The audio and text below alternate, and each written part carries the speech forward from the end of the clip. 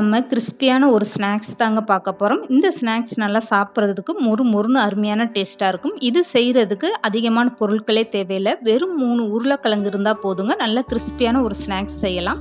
Hello friends, welcome to சமையல் delight.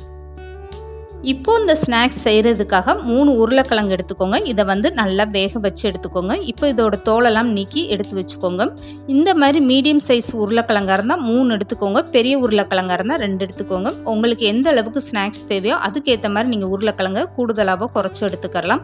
இப்போ இந்த உருளைக்கிழங்குல இருக்க தோலெல்லாம் நீக்கிட்டு இந்த மாதிரி நல்லா பொடிசாக கட் பண்ணி எடுத்துக்கோங்க. இதை மிக்ஸி ஜாரில் தண்ணி ஊற்றாமல் இந்த மாதிரி நல்லா வலுவலுன்னு அரைச்சி எடுத்துக்கோங்க. இப்படி அரைச்சி எடுக்கும்போது உங்களுக்கு நல்லா சாஃப்டாக இருக்கும். இப்போ அரைச்சி எடுத்த உருளைக்கிழங்கு ஒரு பவுலில் சேர்த்துக்கோங்க. இது கூடவே 1 கப் அளவுக்கு கடலை மாவு சேர்த்துக்கோங்க. இதுக்கப்புறமா 1 ஸ்பூன் அளவுக்கு அரிசி மாவு சேர்த்துக்கோங்க. அரிசி மாவு அதிகமாக சேர்க்க வேண்டாம்.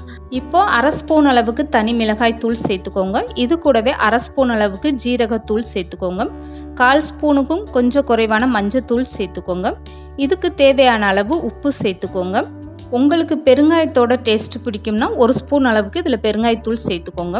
இப்போ கரண்டி வச்சு இந்த மாதிரி நல்லா மிக்ஸ் பண்ணி விடுங்க. இந்த மாவில் நீங்கள் தண்ணி எதுவுமே சேர்க்கக்கூடாது. உருளைக்கிழங்குல இருக்க தண்ணியே போதுமான அளவு தான். இப்போ 1 ஸ்பூன் அளவுக்கு சமையல் எண்ணெய் சேர்த்துட்டு இந்த மாவை நல்லா பிசைஞ்சுக்கோங்க. சமையல் எண்ணெய் சேர்த்து நீங்கள் மாவு பிசையும் போது உங்கள் கையில் மாவு ஒட்டாமல் இருக்கும். அதுக்காக 1 ஸ்பூன் அளவுக்கு எண்ணெய் சேர்த்து மாவு இந்த மாதிரி ஒரு பக்குவத்தில் பிசைஞ்சு எடுத்துக்கோங்க. மாவு அதிகமாக தண்ணியாக இருக்க மாதிரி இருந்தால் நீங்கள் கூடுதலாக கொஞ்சம் 1/4 கப் அளவுக்கு கடலை மாவு சேர்த்துக்கோங்க. இப்போ இந்த மாவு ரெடி ஆயிடுச்சு. இதுக்கப்புறமா வீட்டில் இருக்கக்கூடிய இடியாப்ப உலக்கு எடுத்துக்கோங்க. அதில் இடியாப்ப அச்சு சேர்த்துட்டு இந்த மாதிரி நல்லா மூடி எடுத்துக்கோங்க. இந்த மாவில் நான் கொஞ்சம் கூட தண்ணி சேர்க்காம தாங்க பிசைஞ்சிருக்கேன். உருளைக்கிழங்கு அரைச்சிட்டு அதை சேர்க்கும் போது அதோட ஈரமே போதுமான அளவு தான். நீங்கள் தண்ணி எதுவும் எக்ஸ்ட்ரா சேர்த்துறாதீங்க. இப்போ இடியாப்ப உலக்கு ரெடி ஆயிடுச்சு. இதில் கொஞ்சமாக நீங்கள் மாவு சேர்த்துக்கோங்க. இடியாப்ப அச்சில் மாவு சேர்த்துட்டு இந்த மாதிரி நல்லா பிழிஞ்சு விடுங்க.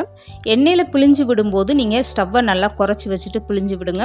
இந்த ஸ்நாக்ஸை பொரிச்சு எடுக்கிற வரைக்கும் நீங்கள் ஸ்டவ்வை மீடியமாக வச்சுட்டே பொரிச்சு எடுத்துக்கோங்க. உடனே நல்லா கிறிஸ்பி ஆயிரும். இப்போ பாருங்கள், இந்த மாதிரி நல்லா ஓம பொரி மாதிரி நீங்கள் பிழிஞ்சு விட்டு எடுத்துக்கோங்க. இப்போ சூடான எண்ணெயில் இந்த மாவை நான் பிழிஞ்சு விடுறேன் பாருங்கள். கையை கொஞ்சம் மேலே தூக்கிட்டு இந்த மாதிரி நல்லா பிழிஞ்சு விடுங்க. அப்போ தான் உங்களுக்கு அந்த சூடு கையில் படாமல் இருக்கும். மிக்ஸி ஜாரில் நீங்கள் உருளைக்கிழங்கு சேர்த்து அரைக்கும் போது 1-2 அரைப்படாமல் இருந்தால் அதை வெளியில் எடுத்துருங்க. அப்போ தான் மாவு பிழிஞ்சு விடுறதுக்கு ரொம்ப ஈஸியாக இருக்கும். இப்போ இந்த ஸ்நாக்ஸை 2 பக்கம் நல்லா திருப்பி விட்டு இந்த மாதிரி செவந்து வரவுமே எண்ணெயை வடிச்சிட்டு வெளியில் எடுத்துருங்க. அவ்வளோதாங்க. மீதம் இருக்க எல்லா மாவும் இதே மாதிரி நீங்கள் பிழிஞ்சு விட்டு எடுத்துக்கோங்க. 3 உருளைக்கிழங்குல நீங்கள் தட்டு நிறைய ஸ்நாக்ஸு சூப்பராகவே தயார் பண்ணலாங்க. இது சாப்பிட்றதுக்கு நல்லா கிறிஸ்பியாக அவ்வளோ ஒரு அருமையான டேஸ்ட்டாக இருக்கும். கண்டிப்பாக ட்ரை பண்ணி பாருங்கள். இந்த வீடியோ பிடிச்சிருந்தா லைக் பண்ணுங்கள், ஷேர் பண்ணுங்கள். மறக்காமல் சமையல் டிலைட் சேனல் சப்ஸ்கிரைப் பண்ணுங்கள்.